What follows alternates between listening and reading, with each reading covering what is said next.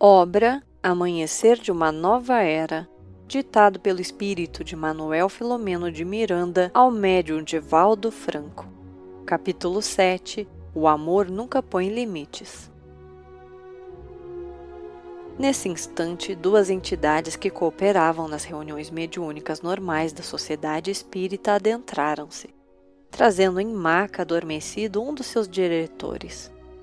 Tratava-se do confrade Anacleto, com um pouco mais de meio século de existência terrestre, que ficara viúvo há 5 anos, aproximadamente, que fora antes dedicado servidor do Evangelho, que se constituíra um dos pilares de segurança da instituição.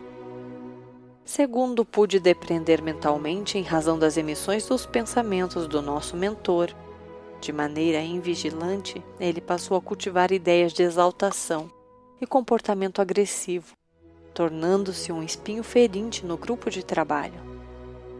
Responsável por atividade de relevante importância, manteve-se cauto sexualmente durante o período matrimonial. Após a desencarnação da esposa, igualmente trabalhadora dedicada, passou a cultivar sentimentos perturbadores e tormentos adormecidos, dando largas à imaginação e gerando imagens mentais tóxicas, lentamente absorvidas e transformadas em hábitos psíquicos. A pouco e pouco deixou-se embriagar pela sensualidade no difícil período da andropausa, tornando-se indócil e prepotente, porque qualquer coisa agredia os companheiros com palavras chulas, desviando-se da boa conduta moral, frequentando motéis com jovens aventureiras igualmente perturbadas. Narcisista, desligou-se emocionalmente dos deveres espirituais e comparecia ao grupo sem compromisso íntimo, demonstrando desinteresse pela função que exercia. Em consequência, as suas atividades tornaram-se desconsideradas, e porque os demais membros da diretoria necessitavam do entrosamento entre todos, quando chamado à cooperação, reagia de maneira rude, para não dizer grosseria. Chegara ao cúmulo de estar desviando valores da contabilidade da casa, a fim de atender à volúpia dos seus tormentos. A esposa desencarnada em aflição compreensível ao constatar os desmandos do consorte aturdido, recorreu ao mentor, solicitando-lhe ajuda imediata. Esse, por sua vez, dirigiu a sua rogativa ao menestrel de Deus, que tomou providências agora materializadas na equipe de que fazíamos parte, a fim de serem evitados danos mais graves ao próprio enfermo e à sociedade. O que nele se apresentava com caráter de maior gravidade era a alucinação de alto poder que o mesmo se atribuía, não prestando contas dos seus atos administrativos aos demais companheiros, nem aceitando qualquer ingerência ou atitude fraternal que pudesse modificar a situação. Várias tentativas de diálogo foram rebatidas com comportamentos chocantes, desrespeitando todos aqueles que lhe acercavam. Atingindo o ápice, os amigos estavam dispostos a convocar uma assembleia geral e removê-lo do quadro administrativo, o que redundaria sem dúvida em um escândalo, porque certamente o paciente reagiria de forma inesperada e infeliz, complicando-se mais e afetando o conceito da casa dedicada ao amor e à caridade. Trazido à sala de atendimentos, ressonava ruidosamente, demonstrando os conflitos que o afligiam, e agitava-se como desejando libertar-se de alguma constrição que lhe fazia mal. Observando-o com mais atenção, podemos notar que se encontrava fortemente submetido a uma injunção obsessiva de natureza grave, porque notávamos diversas formas ovoidais, fazendo recordar a Medusa da mitologia grega. Essa cabeleira, constituída por seres espirituais inferiores, flutuava em volta da sua cabeça e emitia ruídos estranhos peculiares, como sons de animais ferozes. Tratava-se de espíritos vítimas de monoideia, inculcada em experiências hipnológicas perversas, trabalhada por hábil adversário do bem, que lhe acreditava responsável por verdadeira legião de desencarnados que lhe sofriam os acicates cruéis. Detendo-nos na observação, percebíamos que 2 deles fixavam-se no sistema nervoso central, outros 2 no aparelho genésico, mais um no chakra cerebral, em verdadeira parasitose exploradora grave. Tão ligados estavam esses espíritos deformados e insanos que não puderam ser desligados anteriormente do enfermo, agora trazido ao auxílio espiritual. A área genésica apresentava-se dominada por verdadeiros vibriões, criados pela dissolução moral a que o paciente se entregara, ameaçando-lhe a organização fisiológica, obrigada ao atendimento da mente desvairada. Era natural que o fosse o pensamento do desajuste moral, em razão do cérebro sofrer a insidiosa presença do ser infeliz que lhe dominava a nobre região coronária, encharcando-a de energias deletérias. O sistema nervoso central, por sua vez, sofria a ingerência da mente espiritual desditosa, que se nutria do seu tônus energético, exaurindo a vítima com lentidão e segurança.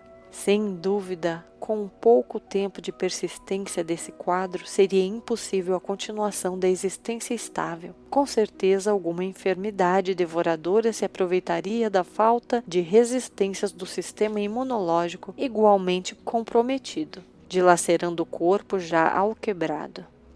Concomitante, o deslate levaria o pensamento à loucura, e as consequências seriam imprevisíveis. Não fossem as providências terapêuticas a que seria submetido a partir daquele momento. A repercussão de um escândalo, de uma agressão física ou de algo mais funesto seria terrível para o grupo de servidores de Jesus, apreensivos e inquietos. O irmão Anacleto, sem dúvida, era a vítima de uma obsessão impiedosa, cujo controle encontrava-se distante, mas bem direcionado. A aparência física já denunciava o estado de desnutrição e falta de vigor em razão do roubo de vitalidade que padecia. No silêncio natural em que a sala estava mergulhada, envolta em dúlcidas vibrações harmoniosas, Dr. Bezerra exorou o auxílio de Jesus para a atividade que ia iniciar-se, suplicando suas bênçãos em favor de todos aqueles que se encontravam envolvidos no quadro desolador da obsessão, a vítima e seus algozes. Uma diáfana claridade tomou todo o recinto como uma resposta dos céus ao apelo da terra. O médico espiritual aproximou-se do doente encarnado e, fixando-lhe o centro genésico no qual se hospedavam 2 entidades deformadas, pôs-se a aplicar uma energia especial em movimentos anti-horário, como se estivesse desparafusando o tentáculo de cada uma delas que se fixava, respectivamente, nas gônadas. Pude perceber que se apresentavam com ventosas comuns aos povos, com alto poder de fixação e absorção dos conteúdos em cujo exterior se prendiam. Todos encontrávamos-nos profundamente concentrados, direcionando nosso pensamento com força atuante em favor da operação que estava sendo levada a efeito. Por mais de 5 minutos, o dedicado benfeitor permaneceu no processo libertador, até quando foram desligados os tubos fluídicos que serviam de duto nutriente aos infelizes. Automaticamente e com carinho, as formas ovoidais que flutuavam foram seguradas pelo nobre cirurgião e por José Petitinga, que funcionava como seu auxiliar direto. Ouvíamos os estranhos ruídos que se exteriorizavam daqueles seres degenerados, que haviam tido modificado o perispírito e se apresentavam na condição degenerada, fruto espúrio do comportamento que se permitiram nas jornadas anteriores, culminando com a queda nas armadilhas do sóis hipnotizador que os manipulava. Ato contínuo, foram conduzidos e localizados na aura da dedicada Senhora Celestina e de outro médium, ambos em profunda concentração. Ao ligarem-se energeticamente aos 2 médiuns disciplinados, logo puseram-se a agitar-se, movendo-se continuamente, apresentando alguns estertores e emitindo sons animalescos que denotavam um sofrimento inenarrável, porque impossibilitados de exteriorizá-lo por meio da verbalização. Recebendo a energia que se estendia das mãos de Hermano, Petitinga e Jesus, num contato transcendente de natureza calmante, com voz suave, o mentor falou-lhes: a libertação de que necessitam começa agora, embora se prolongue por algum tempo. é necessário recuperar a forma perdida, utilizando-se do invólucro perispiritual de que se lhes transformaram em intermediário, de modo que o futuro, em processo de reencarnação dolorosa, possam voltar ao estado anterior que usaram indevidamente. Têm sido longos os anos dessa radical transformação, mas soa o momento para a recuperação da vida normal. Todo o patrimônio armazenado através dos tempos e que hoje se encontra arquivado no cerne do ser, volverá lentamente e ser-lhes-á possível avançar pela estrada do progresso. Jesus sempre vai em busca da ovelha tresmalhada, e os irmãos são bem o exemplo daquelas que tombaram, renitentes no fundo do abismo onde ora se encontram. Como são capazes de pensar, embora não possam expressar, voltem-se para Deus e supliquem-lhe a misericórdia. Os dias de horror e de desventura estão prestes a ceder lugar ao período de esperança e da alegria de viver. Enquanto falava e transmitia energias saudáveis aos espíritos disformes, podíamos captar-lhes o desespero que expressavam pelo pensamento. Embora a monoideia, que em cada um degenera a forma perispiritual, mantendo-as naquela deplorável situação. Havia nessas mensagens mentais desespero e alucinação, ansiedade e angústia, voltando a palavra articulada a fim de que pudessem captá-la por intermédio da faculdade mediúnica dos abnegados instrumentos, informou-lhes o benfeitor. Vocês serão conduzidos com carinho a um núcleo espiritual hospitalar, onde serão tratados de maneira conveniente, preparando-os para a reencarnação na Terra, onde a bênção da expiação lhe devolverá a harmonia perdida. Nunca se olvidem do amor, considerando que o erro é uma sombra que acompanha indelevelmente aquele que o comete. O amor do nosso Pai, no entanto, não tem dimensão nem fronteira, permanecendo como força motriz do universo. Deixem-se inundar por essa energia sublime e facilmente conseguirão a paz. Mesmo que aparentemente demore o processo total de libertação, logo sucederá a vitória, pois que longos foram os tempos de fixação do mal, assim como da sua execução, especialmente nas aberrações praticadas na louca busca pelo prazer sensorial irresponsável e criminoso. Acalmem-se e deixem-se conduzir pela misericórdia do Senhor, não recalcitrando contra o aguilhão que se impuseram. Lentamente, as oscilações e pequenas convulsões dos médiuns foram diminuindo, à medida que os comunicantes eram desvencilhados dos fluidos generosos em que se encontravam mergulhados. A seguir foram acomodados em maca, adrede preparadas e transferidas para o local próprio na sala de onde seriam levados para assistência hospitalar de longo curso. Imediatamente o generoso guia retornou à proximidade da cama em que se encontrava Anacleto, ainda adormecido e gemendo sempre, vítima da contínua constrição dos inimigos desencarnados, e repetiu a experiência como as duas expressões ovoidais que se fixavam no sistema nervoso central, presos na base posterior do cérebro, no ponto em que nasce a medula, procedendo de maneira idêntica. As entidades pareciam perceber o que estava passando, porque, flutuando no espaço, pareceram agitadas de maneira negativa, como que insistindo para permanecer na mesma situação vampiresca. Imperturbável e consciente, o cirurgião do amor e da caridade prosseguiu no seu ministério por tempo um pouco mais dilatado, conseguindo retirá-las, e procedeu de maneira semelhante, levando-as à comunicação atormentada por meio dos médiuns em concentração, condição essencial para a ocorrência feliz. Quando a agitação se apresentou maior, mais angustiante, o mentor falou-lhes: Nada permanece conforme nossos caprichos, porque a vida tem uma finalidade sublime, e mesmo quando o ser humano se compromete com a desdita, é-lhe concedida a oportunidade redentora. A compaixão do Pai pelos filhos enganados ultrapassa tudo quanto a mente humana é capaz de conceber. Desse modo, é chegado também o momento de ambos que a partir de agora enfrentarão as consequências da própria incúria, a fim de despertarem para realidades novas e inadiáveis. inutilmente o mal permanecerá na terra e a seu curso. Por mais longo se apresente, será sempre de breve duração, porque somente o bem possui caráter de permanência, pois por proceder de Deus. Seduzidos por seu sicário, ainda rebelam-se por haver perdido a exploração energética do nosso pobre equivocado, sem dar-se conta de que todos merecem misericórdia e compaixão no estado em que se encontram. Nossa preocupação nesse momento é com vocês, irmãos queridos. Desde largos já se fazem os tempos dessa brutal deformação que os degrada. A melhor conduta nesse instante é o abandono da ideia de vingança, assim como a do prazer criminoso que os transformou em degenerados diante das divinas leis. Na pausa inevitável, podíamos captar-lhe as ondas de revolta e indignação, bem diferentes dos dois anteriormente atendidos. O benfeitor prosseguiu. É impossível a treva resistir à luz e o ódio contrapor-se ao amor. A vitória, sem dúvida, será sempre do eterno bem. Agora adormeçam, repousando um pouco em face do desvario que os consome.